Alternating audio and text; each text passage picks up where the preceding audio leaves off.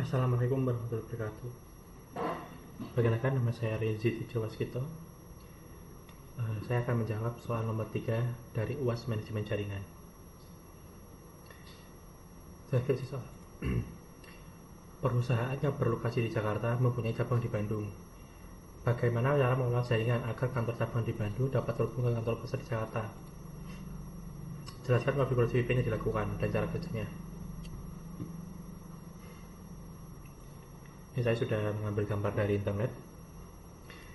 Bayangkan yang sebelah kiri ini adalah network yang ada di kantor pusat yang ada di Jakarta.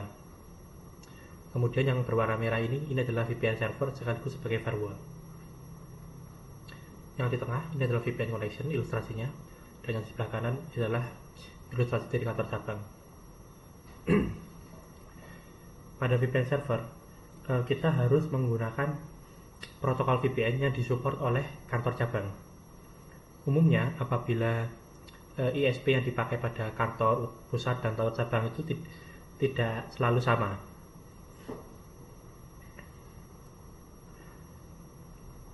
Untuk VPN server, VPN protokol yang disarankan untuk digunakan saat ini itu minimal OpenVPN. Kenapa OpenVPN?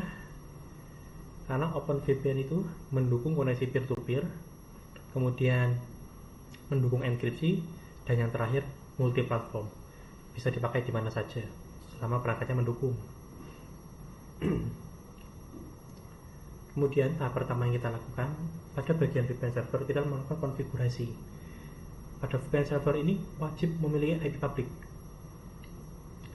Kemudian setelah memilih protokol VPN, yang kedua konfigurasi enkripsi dan autentikasi. Enkripsi ini biasanya menggunakan SSL yang di-create oleh RSA. RSA itu algoritma pembuatan enkripsi yang cukup gratis, jadi tidak masalah untuk digunakan pada VPN server. Setelah melakukan konfigurasi SSL, selanjutnya adalah melakukan pembuatan username dan password atau kredensial. Kredensial ini nantinya akan dipakai pada VPN client. Setelah kredensial dibuat, jangan lupa melakukan setting routing atau bridging pada VPN server. OpenVPN mendukung bridging langsung sehingga jaringan yang ada di corporate dan jaringan yang akan digunakan oleh klien menjadi sama. Atau dapat juga menggunakan routing pada VPN server. Apabila menggunakan routing, paket dapat diintercept dari klien menuju server sehingga dapat dibaca dengan mudah. Apabila menggunakan bridging, latensinya lebih rendah, namun tidak dapat diinspek oleh firewall ataupun IDS/IPS. Kemudian pada klien atau kantor cabang umumnya menggunakan router, VPN yang dipasang di router. Apabila kita menggunakan OpenVPN, cukup banyak router yang sudah mendukung protokol ini, seperti MikroTik, kemudian perangkat apa itu namanya, firewall seperti Palo Alto, atau mungkin bisa menggunakan free router, saya lupa namanya, ada software untuk menjadikan routing secara open source.